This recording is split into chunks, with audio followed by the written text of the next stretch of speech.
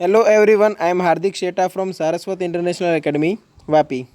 આજે આપણે ધોરણ 11 વિષય ભૌતિક વિજ્ઞાન ચેપ્ટર 2 માપન તથા એકમ પદ્ધતિને આગળ વધારીશું। તો લાસ્ટ ટાઈમ આપણે સાર્થક અંકો અને સાર્થક અંકો નક્કી કરવાના અમુક નિયમો ભણી ગયા, બરાબર।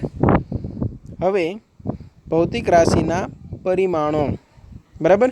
કોઈપણ ભૌતિક રાશિ છે એ સમાન પરિમાણ ધરાવે છે કે નહીં તે તમે અહીંયા પારિમાણિક સૂત્રોની મદદથી નક્કી કરશો।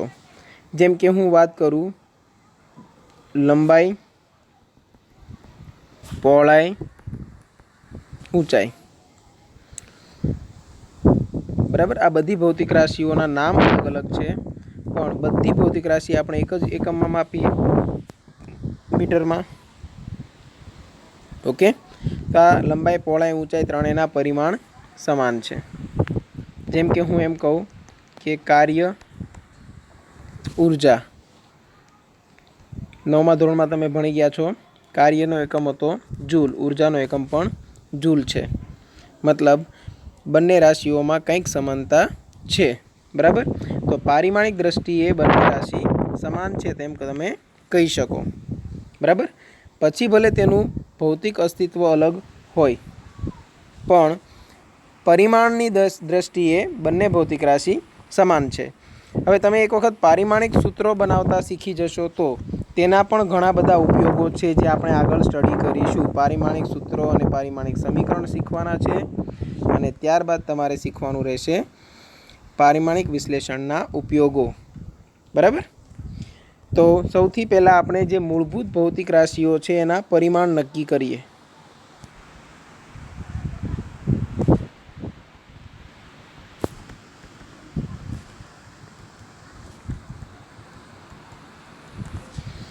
ચલો, મૂળભૂત ભૌતિક રાશિ કઈ કઈ છે? દળ, લંબાઈ, સમય,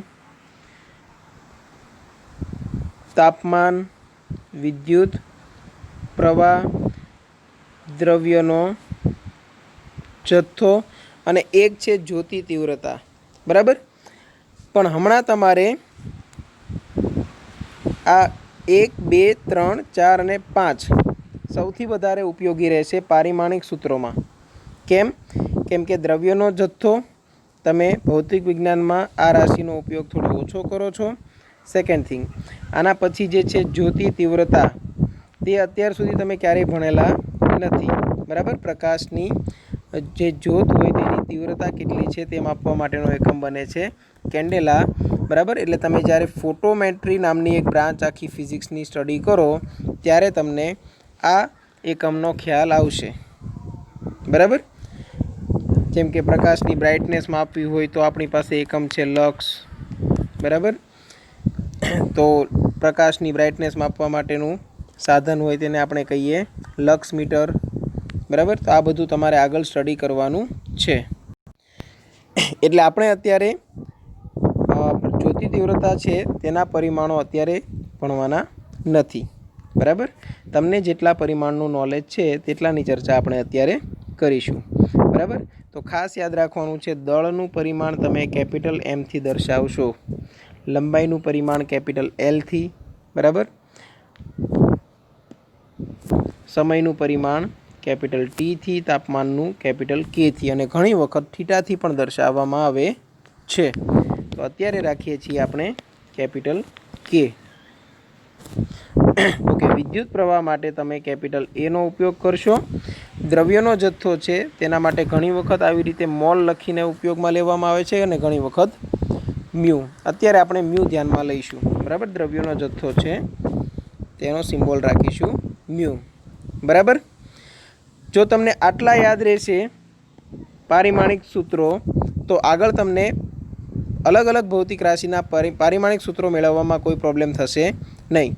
જેમ કે આપણે આ ચેપ્ટરના પહેલાં જ લેક્ચરમાં એકમો શીખી ગયા અને અલગ અલગ ભૌતિક રાશિના એકમ મેળવતા હતા। શેની મદદથી મેળવતા હતા? તો એ ભૌતિક રાશિના મૂળભૂત ભૌતિક રાશિઓ સાથેના સંબંધ દર્શાવતા સૂત્ર પરથી। તો અહીંયા પણ કંઈક એવું જ કરવાનું છે કે કોઈ પણ ભૌતિક રાશિ આપે તો સૌથી પહેલાં તમારું કામ શું હોવું જોઈએ કે આ જે મૂળભૂત ભૌતિક રાશિ છે તેની સાથે તેનો શું સંબંધ છે તે તમારે નક્કી કરવાનું રહેશે. અને આ મૂળભૂત ભૌતિક રાશિઓના પારિમાણિક સૂત્રો આપણને પહેલેથી ખબર છે. એટલે જે જગ્યાએ દળ આવતું હોય ત્યાં તમે કેપિટલ M મૂકશો, લંબાઈ આવતી હોય ત્યાં L મૂકશો. લંબાઈનો મતલબ સમજજો. પછી હવે હું કહું અંતર, તો એક પ્રકારની લંબાઈ જ છે, બરાબર. લંબાઈ, પહોળાઈ, ઊંચાઈ, બરાબર, સ્થાનાંતર, આ બધું લંબાઈમાં જ આવશે. એટલે તમારે બધા માટે કેપિટલ L જ યુઝ કરવાનું છે, બરાબર. તો સ્ટાર્ટ કરીએ પારિમાણિક સૂત્રો અને પારિમાણિક સમીકરણો. તો આપણે ઘણા બધા ઉદાહરણો દ્વારા પારિમાણિક સૂત્રો અલગ અલગ ભૌતિક રાશિના કઈ રીતે મેળવવા તે સમજીએ. સપોઝ આપણે સ્ટાર્ટ કરીએ ક્ષેત્રફળથી, બરાબર. હવે ક્ષેત્રફળનું તમે કોઈ પણ સૂત્ર લઈ શકો. ક્ષેત્રફળ માટે તમે ક્ષેત્રફળનું કોઈ પણ સૂત્ર લઈ શકો. ધારો કે હું લઉં ચોરસનું ક્ષેત્રફળ, તો લંબાઈ ગુણ્યા લંબાઈ થશે. આપણે લંબચોરસ લઈએ તો લંબાઈ ગુણ્યા પહોળાઈ થશે.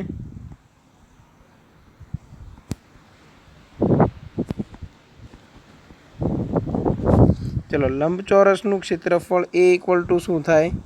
તો કે લંબાઈ ગુણ્યા પહોળાઈ, બરાબર.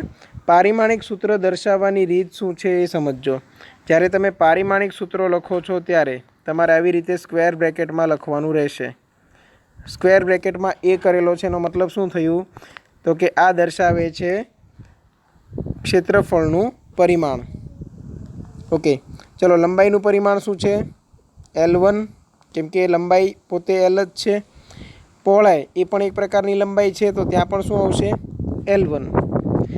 એટલે આવી રીતે પારિમાણિક સૂત્ર બનશે L2. Lની 2 ઘાત. જો ઘાતનો સરવાળો થશે, આધાર સરખા છે એટલે, બરાબર. તો અહીંયા એનું પારિમાણિક સૂત્ર મળશે L2. ચલો, હવે કદાચ મેં ક્ષેત્રફળનું સૂત્ર કોઈ બીજું લીધું હોત તો, જેમ કે હું કહું વર્તુળનું ક્ષેત્રફળ, તો πr², બરાબર. હવે પાઈ એ સંખ્યા છે, કોઈ માપન નથી, એટલે એને કોઈ પરિમાણ હોય નહીં. તો r² પરિમાણ શું થાય? r એટલે ત્રિજ્યા, અને ત્રિજ્યા એ એક પ્રકારની લંબાઈ જ છે, કેમ કે એને આપણે મીટરમાં જ માપીએ છીએ. તો તેના માટે L1 આવશે, પણ તેનો વર્ગ છે L2. ટૂંકમાં ક્ષેત્રફળ નામની રાશિ છે, પછી તમે એક કોઈ પણ આકારનું ક્ષેત્રફળ પસંદ કરો, લંબચોરસ, ચોરસ, વર્તુળ, ગમે તે. તમારો જે આન્સર આવશે, પારિમાણિક સૂત્ર આવશે, એ એક જ હશે, Lની પાવર 2. કેમ કે ક્ષેત્રફળ હંમેશા આપણે માપીએ છીએ મીટર સ્ક્વેરમાં. તો મીટર એ લંબાઈ છે, તો લંબાઈની 2 ઘાત થશે. ઓકે, હવે ધારો કે તમને પૂછે એક્ઝામમાં કદનું પારિમાણિક સૂત્ર શું? તો કદ માટે તમે ધારો કે હું લઉં લંબઘનનું કદ. હવે કોઈ પણ કદ લઈ શકાય ને.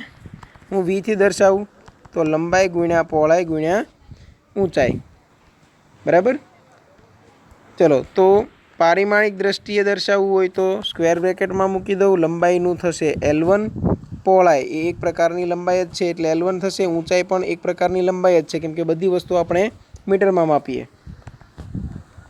તો Lની 3 ઘાત થશે. ટૂંકમાં કદનું પારિમાણિક સૂત્ર છે એ Lની 3 ઘાત. હવે આને તમે આવી રીતે પણ લખી શકો કે Mની 0 ઘાત, Lની 3 ઘાત અને Tની 0 ઘાત, બરાબર. કોઈ પણ સંખ્યાની 0 ઘાત એટલે જવાબ આવે 1. તો 1 જવાબ આવશે તો પછી કોઈ પ્રોબ્લેમ નથી, બરાબર. એટલે ઘણી વખત L3 લખેલું હોય ખાલી, અને ઘણી વખત M0 L3 T0 લખેલું હોય, તો સમજી જવાનું બંને સમાન જ છે, બરાબર. હવે કદનું સૂત્ર હું કંઈ બીજું લઉં તો ધારો કે ગોળાનું કદ લીધું હોત તો 4/3 πr³. હવે 4/3 પાઈ તેનું કોઈ પરિમાણ છે નહીં. ત્રિજ્યા એ એક પ્રકારની લંબાઈ છે, L³ જ આવશે, બરાબર. એટલે બધા પ્રકારના કદનું પરિમાણ એક જ હશે, Lની 3 ઘાત, બરાબર. ચલો, હવે કદ લઈ લીધું તો ઘનતા લઈએ. ચલો, ઘનતાને આપણે ρ થી દર્શાવીએ. તો ઘનતાનું સૂત્ર શું થશે? ρ બરાબર દળ ભાગ્યા કદ, દળ M અને ભાગ્યા કદ, ઘનતા બરાબર દળ ભાગ્યા કદ. ચલો ઘનતાનું પારિમાણિક સૂત્ર મારે લેવું હોય તો દળનું પારિમાણિક સૂત્ર છે કેપિટલ M, બરાબર. દળની અત્યારે એક જ ઘાત છે તો આપણે એક જ લખીએ. કદ માટે થશે L3. તો આવી રીતે મને ઘનતાનું પારિમાણિક સૂત્ર મળશે M1L-3 અને T0 દર્શાવવું હોય તો દર્શાવી દેવાનું, કેમ કે મોટાભાગે પારિમાણિક સૂત્ર આપણે MLTમાં દર્શાવીએ છીએ, બરાબર. ઓકે, તો આપણને મળી ગયું એક ક્ષેત્રફળ, એક કદ અને એક ઘનતાનું પારિમાણિક સૂત્ર. હવે આમાં પાછા થોડાક આગળ વધીએ. ધારો કે તમને વેગ અથવા તો કોઈ ઝડપનું પારિમાણિક સૂત્ર મેળવવાનું કીધું હોય તો આપણે લઈએ વેગ જ, બરાબર. તો વેગ બરાબર સૂત્ર શું છે? સ્થાનાંતર છેદમાં સમયગાળો. વેગ બરાબર સૂત્ર છે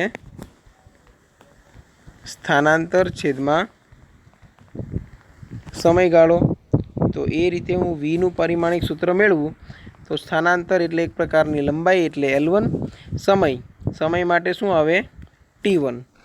તો વેગનું પારિમાણિક સૂત્ર મને મળશે L1T-1, બરાબર. તો પારિમાણિક સૂત્રો યાદ રાખવાની જરૂર નથી. તમારે તેનું સૂત્ર તમને આવડતું હશે તો પારિમાણિક સૂત્ર તમે ઓટોમેટિક મેળવી લેશો, બરાબર. છતાં પણ અમુક એવી રાશિઓ જે વારંવાર રિપીટ થતી હોય તેના પારિમાણિક સૂત્ર આપણે યાદ રાખીશું, જેમ કે બળ છે, કાર્ય છે, બરાબર. આવી અમુક ભૌતિક રાશિના સૂત્રો આપણે યાદ રાખીશું.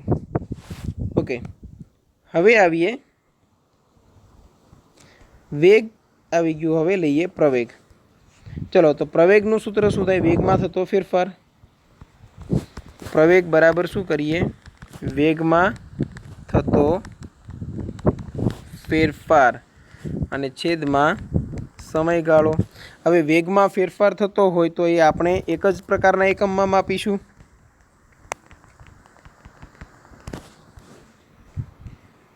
કયો હોય? મીટર પર સેકન્ડમાં, એટલે કે L1T-1. તો અહીંયા હું વેગમાં થતા ફેરફારનું પારિમાણિક સૂત્ર જે અહીંયા આપણે મેળવેલું હતું વેગનું તે મૂકી દઉં છું, બરાબર. જેમ કે હું વેગમાં થતો ફેરફાર લઉં 10 મીટર પર સેકન્ડ માઇનસ 5 મીટર પર સેકન્ડ, તો જવાબ તો 5 મીટર પર સેકન્ડ. મીટર પર સેકન્ડ તો એક જ વાર આવવાનું, બરાબર. એટલે વેગમાં થતા ફેરફાર માટે અહીંયા તમે પારિમાણિક સૂત્રો લો છો L1T-1 અને અહીંયા પણ લો છો L1T-1. તો યાદ રાખવાનું, સરવાળા બાદબાકીમાં જે ફાઇનલ જવાબ આવશે તેનું પારિમાણિક સૂત્ર એ એક જ વખત તમારે લખવાનું રહેશે, બરાબર. સરવાળા બાદબાકીમાં 2 વખત હોય ને, 2 સ્ટેપ હોય તો 2 વખત, 3 સ્ટેપનું તમે સરવાળો બાદબાકી કરતા હોય તો 3 વખત હશે, પણ જવાબમાં એ આન્સર કોમન આવશે, બરાબર. તો ઉપર મેં લખી દીધું L1T-1, નીચે લખી દઈશું T1. ચલો, તો એ પ્રમાણે જવાબ શું આવશે? તો એ પ્રમાણે જવાબ આવશે L1T-2. ઘાત અને ઘાતાંક નામનું ચેપ્ટર તમને આવડતું હશે, બરાબર. તમે સેકન્ડરીમાં મેથેમેટિક્સમાં ભણી ગયા છો, બરાબર. ન આવડતું હોય તો શીખી લેવા વિનંતી. હવે આગળ પ્રવેગ આવડી ગયું તો હવે લઈએ બળ. બળને આપણે Fથી દર્શાવીશું. પ્રવેગને દર્શાવતા હતા Aથી અને વેગને Vથી. ચલો, બળ બરાબર સૂત્ર શું છે? તો કે દળ ગુણ્યા પ્રવેગ, એટલે F = આપણી પાસે સૂત્ર હતું ma. ચલો, Fનું પારિમાણિક સૂત્ર મેળવવું છે તો Mનું થશે M1. પ્રવેગનું હમણાં જ મેળવ્યું L1T-2. તો એ પ્રમાણે જુઓ તો બળનું પારિમાણિક સૂત્ર આવશે M1 L1T-2.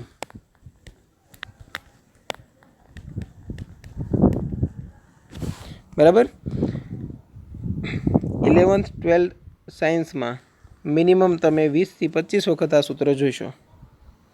તો પછી આપણે યાદ જ રાખી લઈએ સીધું કે જેવું બળ તમારી સામે આવે પારિમાણિક સૂત્ર બનશે M1 L1T-2, બરાબર.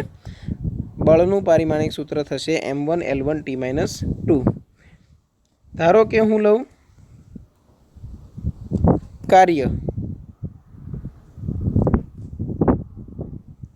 પછી કાર્યની સાથે તમે જુઓ તો ઉર્જા હશે, બરાબર. પછી ઉર્જામાં પણ કોઈ પણ પ્રકારની ઉર્જા હોય, બધાના પરિમાણ સમાન જ થશે, બરાબર. સમાન પરિમાણ થશે આપણે પછી સાબિત કરી લઈશું, પણ અત્યારે આપણને એ ખબર છે કે કાર્ય બરાબર બળ ગુણ્યા સ્થાનાંતર. પણ સૂત્ર થોડું અલગ છે. ખરેખર જે સૂત્ર છે તેમાં દિશા સાથે આપણે લેવાનો હોય છે અદિશ ગુણાકાર, પણ અત્યારે તમે સદિશ ભણેલા નથી એટલે હું નોર્મલ સૂત્ર લઈ લઉં છું. કાર્ય બરાબર બળ ગુણ્યા સ્થાનાંતર. ખરેખર બળની દિશામાંનું સ્થાનાંતર લેવાનું છે. ઓકે, તો બળનું પારિમાણિક સૂત્ર હજુ હમણાં જ ભણી ગયા, m1L1T-2. સ્થાનાંતર એટલે કે એક પ્રકારની લંબાઈ એટલે થશે L1. તો એ પ્રમાણે મને કાર્યનું સૂત્ર મળશે m1L2T-2.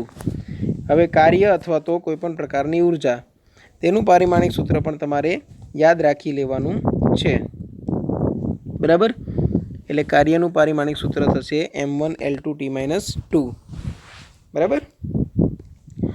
આવી રીતે તમે કોઈપણ ભૌતિક રાશિનું પારિમાણિક સૂત્ર મેળવી શકો. તો હવે મેળવીએ, ધારો કે એક ભૌતિક રાશિ લઈએ દબાણ, બરાબર. દબાણ એટલે પ્રેશર, પ્રેશરને આપણે P થી દર્શાવીએ. તો દબાણ P બરાબર શું થશે? બળ છેદમાં ક્ષેત્રફળ, બરાબર. દબાણ P ઇક્વલ ટુ થશે બળ ભાગ્યા ક્ષેત્રફળ. તો દબાણનું પારિમાણિક સૂત્ર શું બનશે વિચારો? બળનું હજુ હમણાં જ મેં તમને કીધું યાદ રાખવાનું છે m1L1T-2, અને યાદ ન રહે તો કોઈ પ્રોબ્લેમ નથી, તમે બેઝિક સુધી પહોંચતા જાઓ. બળ બરાબર એમ એ આવડે. હવે એમ અને એ બરાબર શું છે? વેગમાં થતો ફેરફાર છેદમાં સમય, બરાબર. એમ વેગ એટલે શું છે પાછો? સ્થાનાંતરના છેદમાં સમય. આવી રીતે ડિટેલમાં જતા રહેશો. હવે બધા પારિમાણિક સૂત્રો મૂકી દો. એમનું m1, x એટલે સ્થાનાંતર એટલે L1, નીચે સમય 2 વખત છે એટલે T1 અને તમને m1L1T-2 મળી જશે, બરાબર. એટલે જે રાશિનું તમને પારિમાણિક સૂત્ર ન આવડતું હોય તો તે રાશિના સૂત્રનો ઉપયોગ કરવાનો અને જેમ બને તેમ મૂળભૂત રાશિઓ સુધી પહોંચવાનું, બરાબર. પારિમાણિક સૂત્ર તમને મળી જશે. જેમ કે મને દબાણ નથી આવડતું તો દબાણનું મેં સૂત્ર યુઝ કર્યું બળ ભાગ્યા ક્ષેત્રફળ. દબાણનું પારિમાણિક સૂત્ર ન આવડતું હોય તો બળ ભાગ્યા ક્ષેત્રફળ કરો, તો બળનું તો આવડતું હોય, બળનું ન આવડતું હોય તો દળ ગુણ્યા પ્રવેગ કરો, પ્રવેગનું ન આવડતું હોય તો વેગ છેદમાં સમય કરો, વેગનું ન આવડતું હોય તો સ્થાનાંતરના છેદમાં સમય કરો, અને જો આટલું પણ ન આવડતું હોય તો ભણવાનો કોઈ મતલબ નથી, બરાબર. એટલે વેગ અને સ્થાનાંતર સમય આ બધું તમે 9th સ્ટાન્ડર્ડમાં ભણી ગયા છો એટલે તમને બધું આવડે જ છે, બરાબર. એટલે કોઈ ચિંતા કરવાની જરૂર નથી. હવે m1L-1T-2 આ દબાણનું પારિમાણિક સૂત્ર થયું. હવે આ આપણે યાદ નહીં રાખીએ. શા માટે? કેમ કે આ વારંવાર ઉપયોગમાં આવતું નથી.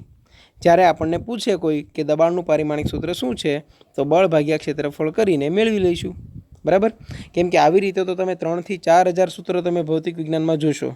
બધાના પારિમાણિક સૂત્ર યાદ રાખવા જશો તો પછી મેમરી છે એ ફૂલ થઈ જશે તમારી, બરાબર.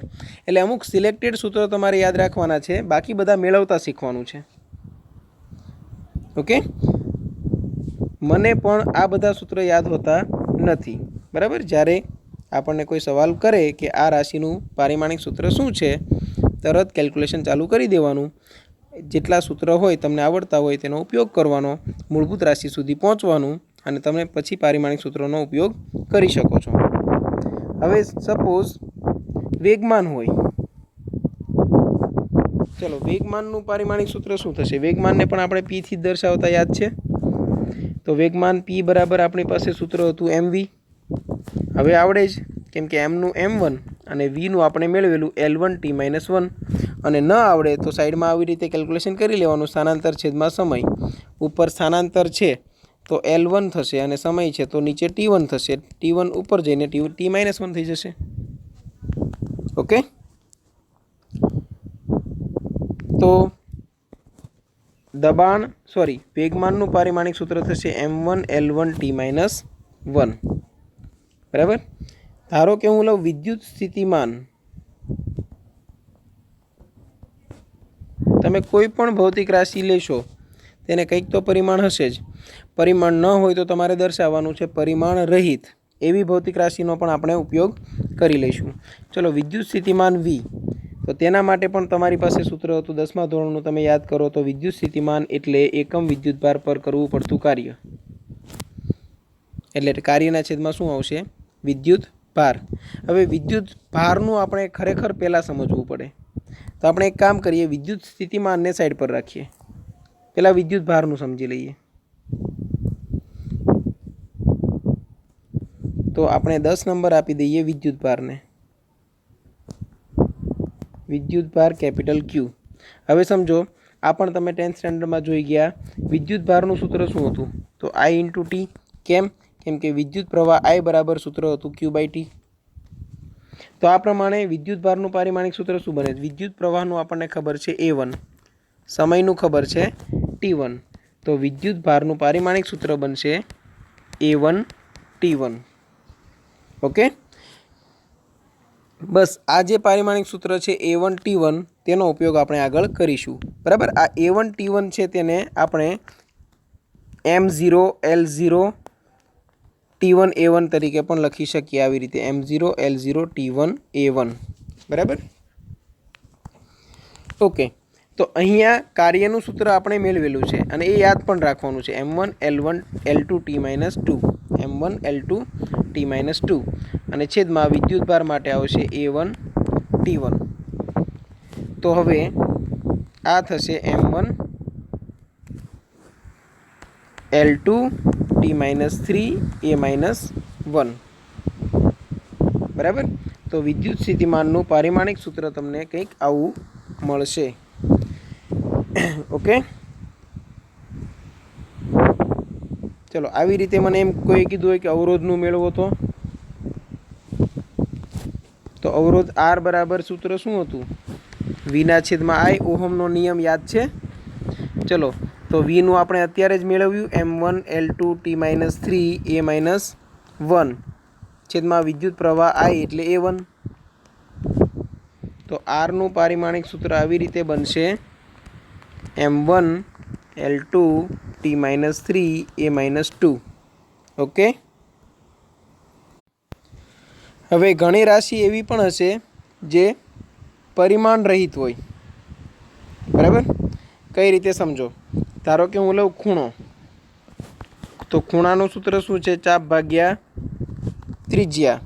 ચાપ એટલે એક પ્રકારની લંબાઈ, ત્રિજ્યા પણ એક પ્રકારની લંબાઈ. તો લંબાઈ કેન્સલ આઉટ. એટલે કે તમે કહી શકો કે ખૂણાનું પરિમાણ શું બનશે? તો કે M0 L0 T0, એટલે કે પરિમાણ રહિત. ખૂણાને કોઈ ચોક્કસ પરિમાણ નથી. બરાબર, તો હવે જોઈએ પારિમાણિક વિશ્લેષણના ઉપયોગો. કુલ આપણે અહીંયા 3 ઉપયોગો જોવાના છે. તેમાંનો પહેલો ઉપયોગ, 2 જુદી જુદી એકમ પદ્ધતિના કોઈ ભૌતિક રાશિના એકમો વચ્ચેનો સંખ્યાત્મક સંબંધ મેળવવો. હવે સમજો, ધારો કે હું એમ કહું કે કોઈ એક ભૌતિક રાશિ છે જેનો SI એકમ પદ્ધતિમાં એકમ અને CGS પદ્ધતિમાં એકમ, આ બંને એકમો વચ્ચેનો મારે સંબંધ મેળવવો છે. તો હું શું કરીશ? સમજીએ. MKS પદ્ધતિમાં કાર્યનો એકમ જૂલ છે. બરાબર, અને CGSમાં અર્ગ છે.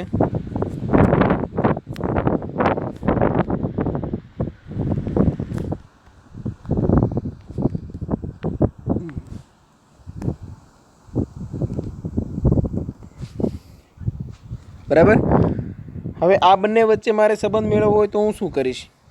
તો હું અહીંયા લખીશ MKS પદ્ધતિ અને આ બાજુ લખીશ CGS પદ્ધતિ. હવે સમજીએ, MKS પદ્ધતિમાં સૌથી પહેલાં લઈએ દળ. તો દળને કેપિટલ M થી દર્શાવો. તો શેમાં મપાય છે? કિલોગ્રામમાં. બરાબર, પછી લઈએ લંબાઈ, તો લંબાઈ છે એને કેપિટલ એલથી દર્શાવો, શેમાં મપાય છે મીટરમાં, અને પછી લઈએ સમય, કેપિટલ ટીથી દર્શાવીએ અને શેમાં માપીએ છીએ સેકન્ડમાં. ચલો આને સમતુલ્ય ભૌતિક એકમ બરાબર સીજીએસ પદ્ધતિમાં કયો હશે? તો 1 કિલોગ્રામ એ એમકેએસ પદ્ધતિમાં છે, તો સીજીએસ પદ્ધતિમાં એકમ બનશે દળનો ગ્રામ. હવે 1 કિલોગ્રામ બરાબર કેટલા ગ્રામ થાય? 1000 ગ્રામ, એટલે કે 10³ ગ્રામ થશે. તો હું આનું જે એમ લખું છું તો અહીંયા શું થશે? 10³ એમ થશે, કેમ કે અહીંયા ગ્રામમાં છે. હું મીટર લખું તો સેન્ટીમીટરમાં કન્વર્ટ કરવું હોય તો 10² વડે ગુણવા પડે, એટલે અહીંયા 10² એલ થશે, કેમ કે આ એકમ સેન્ટીમીટરમાં છે. ઓકે, સમય, તો સમય માટે સમજો કે અહીંયા પણ સેકન્ડ છે, ત્યાં પણ સેકન્ડ છે, એટલે તમે ટી જ રાખશો, તેની સાથે કોઈ મૂલ્યનો ગુણાકાર કરવાનો નથી. બરાબર? હવે સમજો એસઆઈ પદ્ધતિમાં આપણે લઈએ M1 કાર્યનો એકમ. એસઆઈ પદ્ધતિમાં કાર્યનું પારિમાણિક સૂત્ર. હવે એ શું થશે? M1L2T-2. એસઆઈ પદ્ધતિમાં સીધું જ લખી દઉં છું M1L2T-2. સામે મારે સીજીએસમાં લખવાનું છે, તો M1ની જગ્યાએ હું શું લખીશ? 10³ એમ લખીશ, તેની 1 એમની જગ્યાએ લખું છું 10³ એમ. ચલો એલની જગ્યાએ લખીશું 10² એલ, પણ તેની પાછી 2 છે. T-2 હું T-2 જ રહેવા દઈશ. તો આવી રીતે અહીંયા થશે 10⁷ M1L2T-2. બરાબર? મતલબ શું થયો? તો કે કાર્યનો એમકેએસ પદ્ધતિમાં એકમ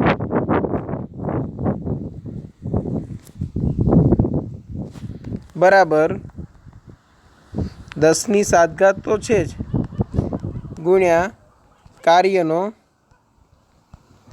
સીજીએસ પદ્ધતિમાં એકમ થશે, કેમ કે આ બાજુ એસઆઈ પદ્ધતિ એટલે કે એમકેએસ પદ્ધતિ રાખેલી હતી, અત્યારે એમકેએસ લીધેલું છે તો આપણે એમકેએસ લખીએ, અને આ બાજુ જે રાખેલી હતી એ શું હતું? સીજીએસ પદ્ધતિ. બરાબર? તો કાર્યનો એકમ છે જૂલ, એટલે કે 1 જૂલ = 10⁷ અર્ગ થશે. બરાબર? આવી રીતે ધારો કે તમને પૂછે કે બળના એસઆઈ એકમ અને સીજીએસ એકમ વચ્ચેનો સંબંધ મેળવો, તો તમને 1 ન્યૂટન બરાબર 10⁵ ડાયન મળશે. તમે જાતે ચેક કરી શકો છો પારિમાણિક સૂત્રની મદદથી. ઓકે, હવે બીજો ઉપયોગ જોઈએ. પારિમાણિક સમીકરણનો ઉપયોગ કરીને ભૌતિક વિજ્ઞાનના કોઈ સમીકરણની યથાર્થતા તપાસવી. સમજો કે કોઈ તમને એક ભૌતિક રાશિ છે જેના માટે સમીકરણ આપેલું છે. સમીકરણમાં બરાબરની બંને બાજુના પારિમાણિક સૂત્રો જો સમાન હોય તો તમે કહી શકો કે આપેલ સમીકરણ પારિમાણિક દ્રષ્ટિએ યથાર્થ છે. બરાબર? માત્ર તમે કહી શકો કે બંને બાજુ પરિમાણ સમાન છે. બરાબર? પછી એ સમીકરણ કદાચ ટેકનિકલી ખોટું પણ હોઈ શકે.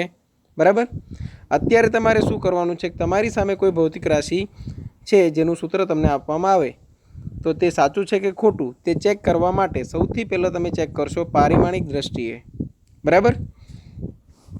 તો હવે એ સમજીએ. તો ધારો કે હું લઉં વર્તુળ ગતિ કરતા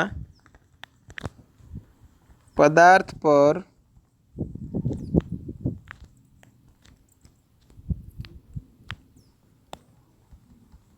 લાગતું કેન્દ્રગામી બળ. કઈ રીતે આપવામાં આવે? તો બળનું સૂત્ર આપણે લખી દઈએ F = mv²/r છે. હવે આ સૂત્ર આપણે ચેક કરવાનું છે પારિમાણિક દ્રષ્ટિએ સાચું છે કે ખોટું. तो तमारे ऑलवेज आ वस्तु फॉलो करवानी। पहला लईए डाबी बाजू माटे। चलो डाबी बाजू एफ નું પરિમાણ શું થશે? तो एफ નું પરિમાણ થશે m1 l1 t - 2। આપણે યાદ રાખેલું છે। જો યાદ ના હોય તો f = ma પરથી તમે મેળવી શકો, દળ ગુણ્યા પ્રવેગ પરથી। ચલો આ જ વસ્તુ આપણે જમણી બાજુ ચેક કરીએ।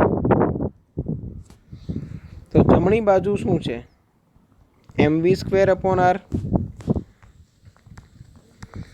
m નું પારિમાણિક સૂત્ર થશે m1, v નું થાય l1 t - 1 પણ તેનો વર્ગ છે, અને છેદમાં r એટલે ત્રિજ્યા, ત્રિજ્યા એટલે એક પ્રકારનું અંતર, એટલે આવશે પાછું l1। ઓકે, તો સોલ્યુશન કરીએ। m1 એઝ ઇટ ઇઝ, ઉપર જો વર્ગ છે એટલે l2 t - 2 થઈ જશે, નીચે પાછું l1 એઝ ઇટ ઇઝ। તો આ બને છે m1 l1 t - 2 બરાબર। સમીકરણ 2। આ કોનું પારિમાણિક સૂત્ર હતું? mv²/r નું બરાબર। તો સમીકરણ 1 અને 2 માં જુઓ પરિમાણ સરખા મળે છે બરાબર। તો તમે કંઈક આવી રીતે લખી શકો, સમીકરણ 1 અને સમીકરણ 2 પરથી કહી શકાય કે f નું પારિમાણિક સૂત્ર અને mv²/r નું પારિમાણિક સૂત્ર સમાન છે।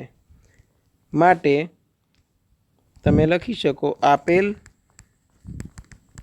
સમીકરણ પારિમાણિક દ્રષ્ટિએ યથાર્થ છે બરાબર।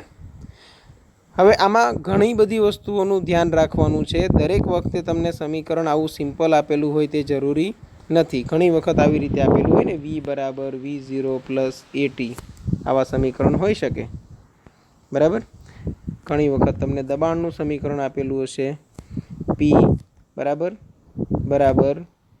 તમને આવું આપેલું હોય, pa + ρgh સરવાળા બાદબાકીના ફોર્મમાં હોઈ શકે। તો એક વસ્તુ ખાસ યાદ રાખવાની કે હંમેશા સમાન પરિમાણવાળા પદોનો જ સરવાળો કે બાદબાકી થઈ શકે બરાબર। જેમ કે હું તમને પૂછું કે 5 કિલોગ્રામ વત્તા 10 મીટર કેટલા થાય, તો તમે આન્સર આપી શકશો નહીં બરાબર। 5 કિલોગ્રામ અને 10 મીટરનો સરવાળો ક્યારેય ના થઈ શકે, કેમ કે એક શું છે? દળ છે, અને એક શું છે? લંબાઈ છે બરાબર।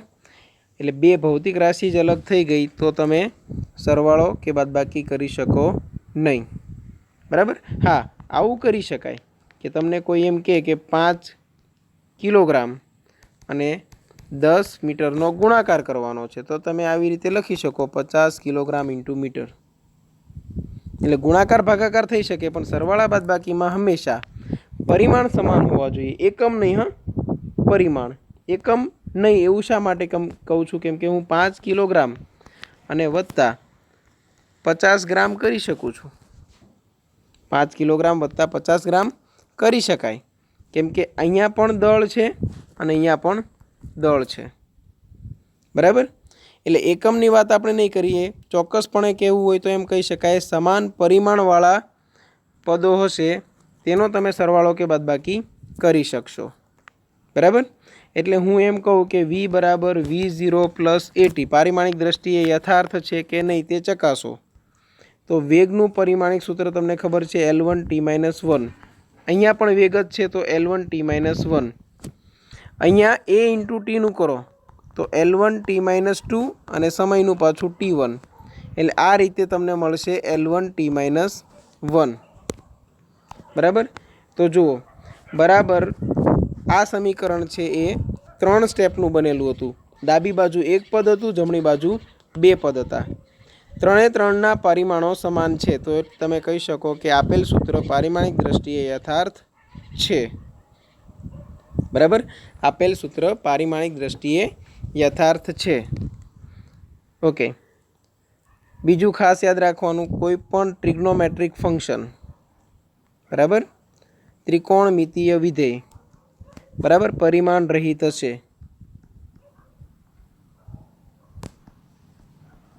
બીજું, લોગવાળા જેટલા પદ છે લોગેરિધમવાળા એ પણ પરિમાણ રહિત હશે. ઈની ઘાત હશે તો એ પણ પરિમાણ રહિત હશે. બરાબર, આને કહેવાય એક્સપોનેન્શિયલ ફંક્શન. બરાબર, ચર ઘાતાંકીય વિધેય. તો દરેક ત્રિકોણમિતીય વિધેય, લોગેરિધમિક વિધેય, ચર ઘાતાંકીય વિધેય, બરાબર, આ બધા પરિમાણ રહિત છે. બરાબર, એટલે ઘણી જગ્યાએ પારિમાણિક વિશ્લેષણની રીતમાં તેનો ઉપયોગ થઈ શકશે નહીં. ઓકે, ચલો, આ બીજો ઉપયોગ અહીંયા પૂરો થયો. હવે જોઈએ ત્રીજો ઉપયોગ. કોઈ એક ભૌતિક રાશિનું અન્ય ભૌતિક રાશિઓ સાથે સંબંધ દર્શાવતું સમીકરણ મેળવવું. બરાબર, તેના માટે એક ડાયરેક્ટ ઉદાહરણ લઈ લઈએ. એક ઉદાહરણ તમને ટેક્સ્ટબુકમાં આપેલું જ છે દાખલામાં. બરાબર, અત્યારે આપણે કોઈ બીજું ઉદાહરણ પસંદ કરીએ. તો કંઈક આવું છે. સુવાહક તારમાંથી વિદ્યુત પ્રવાહ પસાર કરતા ઉદ્ભવતી ઉષ્મા ઉર્જા એ તારમાંથી પસાર થતા વિદ્યુત પ્રવાહ I, તારના અવરોધ R અને સમય T પર આધાર રાખે છે. તો ઉષ્મા ઉર્જાનું સૂત્ર મેળવો. જો પારિમાણિક સૂત્રનો ઉપયોગ કરી ઉષ્મા ઉર્જા Hનું સૂત્ર તમારે મેળવવાનું છે I, R અને Tના ફોર્મમાં. હવે એ ખબર પડી ગઈ કે H છે આ ત્રણેય પર આધાર રાખે છે. ઉષ્મા ઉર્જા છે, heat energy, A I, R અને T ત્રણેય પર આધાર રાખે છે. પણ કયા સંબંધથી આધાર રાખે છે તે ખબર નથી. સમચલનમાં હોઈ શકે, વ્યસ્ત ચલનમાં હોઈ શકે, વર્ગના સમપ્રમાણમાં હોઈ શકે, વર્ગના વ્યસ્ત પ્રમાણમાં હોઈ શકે. ટૂંકમાં અહીં ઘાત આપણે ક્લિયર નથી. તો ઘાત છે આપણે ધારી લઈશું સોલ્યુશન દરમિયાન. તો આપણે એમ લખીશું, ધારો કે ઉષ્મા ઉર્જાને કેપિટલ H થી દર્શાવીશું. H ચલે છે. આપણી પાસે શું હતું? I. તો I ની A ઘાત, R ની B ઘાત અને T ની C ઘાત. માટે H સમચલન દૂર કરું તો અચળાંક આવશે K. I ની A ઘાત, R ની B ઘાત અને T ની C ઘાત. આ બની જશે સમીકરણ 1. બરાબર, હવે સમીકરણ 1 સુધી પહોંચી ગયા આપણે. હવે આમાં જે લીધેલું છે A, B અને C. બરાબર, હવે A, B અને C સંખ્યા કઈ હશે એ આપણને ખબર નથી. જો એ મળી જાય તો આખું સૂત્ર આપણું બની જાય. બરાબર, તો હવે લઈએ બંને બાજુ પારિમાણિક સૂત્રો લખતા. બંને બાજુ પારિમાણિક સૂત્રો લખતા. ચલો, Hનું પારિમાણિક સૂત્ર શું થશે? તો જુઓ, ઉષ્મા ઉર્જા છે એક પ્રકારની ઉર્જા જ છે. તો ઉર્જા અને કાર્યનું પરિમાણ સમાન હોય એટલે M1L2T-2 થશે. Kનું કોઈ પરિમાણ નહીં હોય કેમ કે અત્યારે આપણે લીધેલો છે અચળાંક. જો Kનું કોઈ પરિમાણ હોય તો આપણે એમ પણ આ રીતનો ઉપયોગ કરી શકતા નથી. કેમ કે જો પારિમાણિક વિશ્લેષણની મર્યાદાઓમાં અહીંયા છે, જો સમીકરણમાં આવતો સપ્રમાણતા અચળાંક પરિમાણ રહિત ન હોય તો આ પદ્ધતિ ઉપયોગી નથી. બરાબર, એટલે અત્યારે આપણે લીધેલો જે અચળાંક છે તે પરિમાણ રહિત છે. ચલો, Iનું પરિમાણ શું થાય? વિદ્યુત પ્રવાહનું A1 થાય. વિદ્યુત પ્રવાહનું પરિમાણ થશે A1 અને એની પાછી ઘાત આવશે A. બરાબર, Rનું પરિમાણ શું થશે? અવરોધ. હવે અવરોધનું પરિમાણ આપણે અહીંયા મેળવેલું છે, બાકી તમારે રફ વર્કમાં મેળવી લેવાનું. બરાબર, આ જ રીતે R=V/I કરી દેવાનું. Vનું પરિમાણ લખી દેવાનું. જો Vનું ના ખબર હોય તો V બરાબર W/Q લખી દેવાનું. હવે Wનું મેં તમને યાદ રાખવાનું કીધેલું છે. બરાબર, તો Rનું પરિમાણ છે M1L2T-3A-2. આપણે અહીંયા રાખી દઈએ. M1L2T-3A-2. કેટલી ઘાત છે? B ઘાત. સમય માટે T1 થશે અને તેની ઘાત કેટલી છે? C. તો અહીંયા હું એઝ ઇટ ઇઝ રાખું m1l2t-2 બરાબર.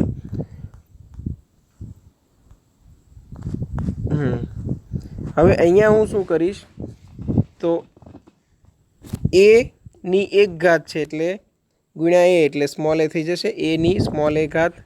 ઓકે, b ઘાત અહીંયા ગુણી દઉં તો થશે m ની b ઘાત, l ની 2b ઘાત, t ની -3b ઘાત અને a ની પાછી -2b ઘાત. ઓકે, અને એવી રીતે અહીંયા t ની c ઘાત, ઘાતની ઘાત એટલે ઘાતનો ગુણાકાર થશે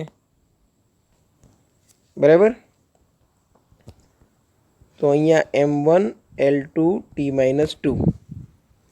ચલો સામે હું પણ એવી રીતે લખવા માગું તો m ની b ઘાત, l ની જુઓ અહીંયા l છે એટલે 2b ઘાત થશે. t ની જુઓ તો t આપણી પાસે બે જગ્યાએ છે, અહીંયા પણ છે અને અહીંયા પણ છે. ચલો તો ઘાતનો સરવાળો થશે તો t ની c -3b ઘાત થશે. ઓકે, એવી રીતે a ની ઘાત શું થશે a -2b બરાબર. તો હવે બધું એક પ્રકારના જ પરિમાણમાં આવી ગયું છે m, l, t અને a. તો શું કરીશું, બંને બાજુ ઘાત સરખાવતા.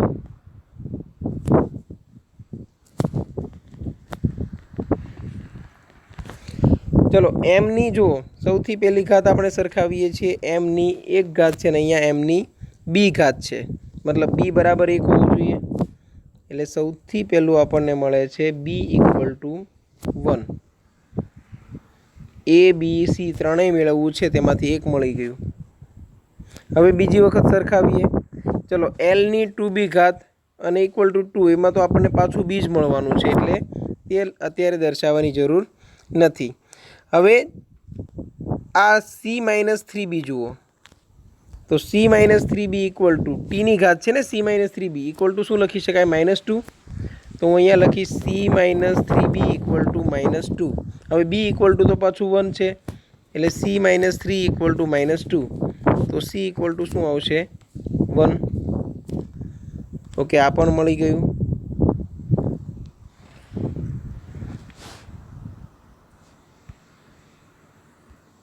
ચલો હવે ત્રીજી ઘાત સરખાવીએ.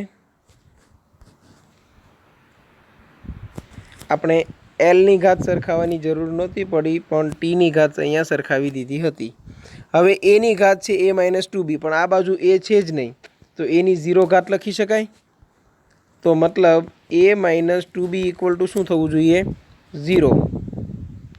તો સ્મોલ a = શું થવું જોઈએ 2b. હવે b = 1 છે એટલે a = શું થઈ જશે 2. a, b અને c ત્રણેયની કિંમત મળી ગઈ. ક્યાં મૂકશો સમીકરણ 1માં? a, b અને c ની કિંમત મળી ગઈ એ હવે અહીંયા લખશો a, b અને c ની કિંમતો સમીકરણ 1માં મૂકતા. તો h બરાબર k, i ની a ઘાત હતી એટલે 2 ઘાત થશે. જો a ની જગ્યાએ શું મૂકીએ છીએ 2. r ની b ઘાત હતી, હવે b = 1 છે અને t ની પાછી c ઘાત હતી પણ c = પણ 1 છે. તો આવી રીતે મળે છે h = k × i²rt બરાબર. હવે પછીનું સ્ટેપ તમને નથી ખબર પણ અત્યારે લખી દઉં છું. પ્રાયોગિક રીતે k = 1 મળશે તો h બરાબર સૂત્ર થશે i²rt બરાબર. આપણે જ્યારે આ સૂત્રની સાબિતી કરીશું જોઈશું ત્યારે તમને ઓટોમેટિક ખબર પડી જશે કે અહીંયા કોઈ બીજો કોઈ અચળાંક આવતો નથી. h = શું મળશે i²rt.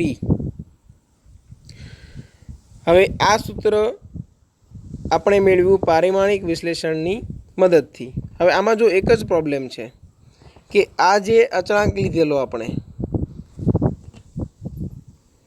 k બરાબર, તેની માહિતી આપણને પારિમાણિક વિશ્લેષણની મદદથી મળતી નથી. તો આ એક થઈ ગઈ મર્યાદા પારિમાણિક વિશ્લેષણની, જે આપણે આગળ જોઈશું. હવે જુઓ પારિમાણિક વિશ્લેષણની મર્યાદાઓ. તેમાં પહેલું શું છે? ભૌતિક સમીકરણમાં આવતા પરિમાણ રહિત અંક વિશે માહિતી મળતી નથી. જેમ કે અહીંયા આપણને k = 1 એ પારિમાણિક સૂત્રની મદદથી નથી મળેલું. બરાબર. બીજી મર્યાદા છે ચરઘાતાંકીય, ત્રિકોણમિતીય અને લોગ વિધેય પર આધારિત સમીકરણો મેળવી શકાતા નથી. કેમ કે આવા વિધેયો પરિમાણ રહિત છે. આપણે આ પહેલાં પણ ચર્ચા કરી ગયા. ચરઘાતાંકીય વિધેય એટલે e ની ઘાતમાં હશે. બરાબર. ત્રિકોણમિતીય એટલે સાઇન, કોસ, ટેન એ બધા. અને લોગવાળા વિધેય છે એ બધા પરિમાણ રહિત છે, એટલે આ રીતમાં ઉપયોગી સાબિત થશે નહીં. ઓકે. હવે આગળ, જો સમીકરણમાં આવતો સપ્રમાણતા અચળાંક પરિમાણ રહિત ન હોય તો આ પદ્ધતિ ઉપયોગી નથી. જેમ કે આપણે દાખલા તરીકે લઈએ ગુરુત્વાકર્ષી બળ, તો F = G(m1m2)/r². તો યાદ રાખજો અહીંયા G છે એ પરિમાણ રહિત નથી. જીના પણ કંઈક પરિમાણ છે. કઈ રીતે મળશે? તો કે જીને સૂત્રનો કરતા બનાવો તો શું થાય? Fr²/m1m2. Fનું પારિમાણિક સૂત્ર m1L1t-2.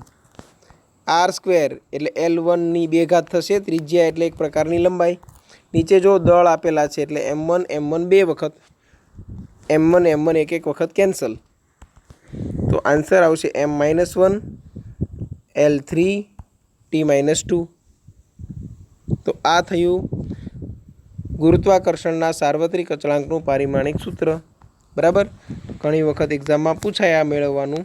તો આ જ રીતે તમે મેળવી શકો. સૂત્રની શરૂઆત કરશો અહીંયાથી, F = Gm1m2/r². તેના પરથી કેપિટલ Gને સૂત્રનો કરતા બનાવો અને જેટલી રાશિઓ છે તેના પરિમાણ મૂકી દો. છેલ્લે તમને પારિમાણિક સૂત્ર મળી જશે.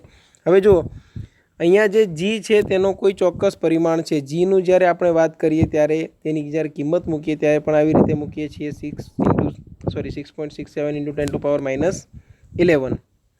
ઓકે. અને સાથે એકમ લખીએ છીએ Nm²/kg². હવે એકમ છે મતલબ કે શું? તેને કંઈક ને કંઈક પરિમાણ છે, અને પરિમાણ હશે તો આ રીતનો ઉપયોગ થઈ શકશે નહીં. કેમ કે આપણે એમ કહીએ કે F છે m1 m2 અને r પર આધારિત છે. બરાબર.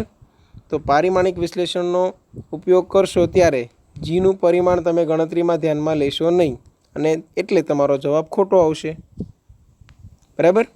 એટલે જે સૂત્રમાં આવતો અચળાંક તેને કંઈક પરિમાણ હોય તો આ રીતનો ઉપયોગ થઈ શકશે નહીં. કઈ રીતનો? પારિમાણિક વિશ્લેષણની રીતનો ઉપયોગ થઈ શકશે નહીં. ઓકે.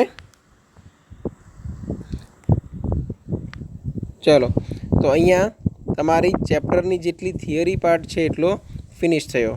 હજુ પણ જેટલી જરૂર જણાશે દાખલાઓને રિલેટેડ તેટલું તમને હું એક્સપ્લેન વધારાનું કરીશ. બરાબર. પછી આપણે ઉદાહરણ જોઈશું અને ઉદાહરણ પછી સ્વાધ્યાયનું સોલ્યુશન જોઈશું. ઓકે. Thank you.